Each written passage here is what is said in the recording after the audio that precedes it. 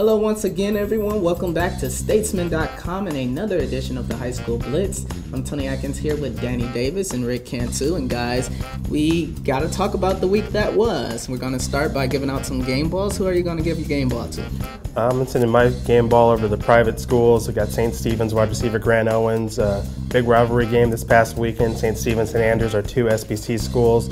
St. Stephen's won partly because Grant Owens had 3 touchdown catches, nearly 200 yards receiving. Just a great game from him. And, you know, as I say, behind every good wide receiver is a good quarterback. He has one too, and Taylor Brown. Taylor Brown only has one interception this whole entire season, but Grant Owens was one that stood out on Friday night to me. If I had to pick somebody that actually stood out, Travis Brannon is the Vandergrift running back. Their team scored 7 touchdowns. 7 touchdowns, correct? 7. He scored all 7 touchdowns and rushed for 171 yards. I assume that they've got other players on their team that can play. They actually do, because I've seen them. They do.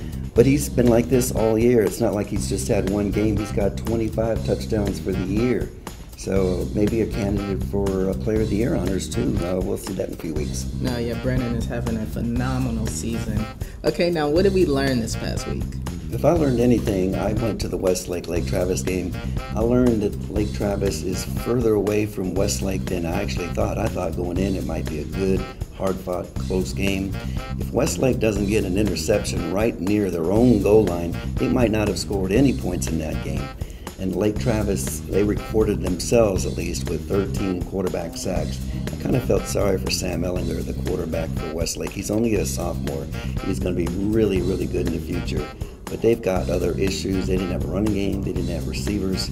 Their offensive line, obviously, if you're going to have 13 sacks, you're not doing a good job. And Lake Travis keeps on rolling. I don't know how far Lake Travis is going to go in the playoffs, but at this moment, they're head and shoulders above Westlake. Speaking of games you went to, you actually, first week of the season, got to see Elgin play Vandergrift, gave up about 400 points. And, right. You know, 10 weeks later, if I was to tell you they had one of the best defenses in the area, you might be shocked. But that's what I learned this past week, and I got to see Elgin play Hutto, won 21-17. They gave up 2 first quarter touchdown passes and just completely shut down a very good Hutto offense after that. Hutto got a field goal that was set up by an interception at the Elgin 12, but you know, this Elgin team's given up about 14.3 points per game over their 4 district games. Been playing really well offensively with the Snell brothers, Jordan Smith carrying the rock for them.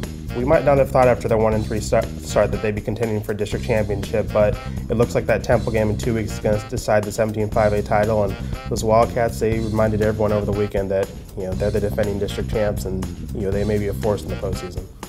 All right, well, this regular season is winding down. Keep checking back in at statesman.com and the High School Blitz for results and more.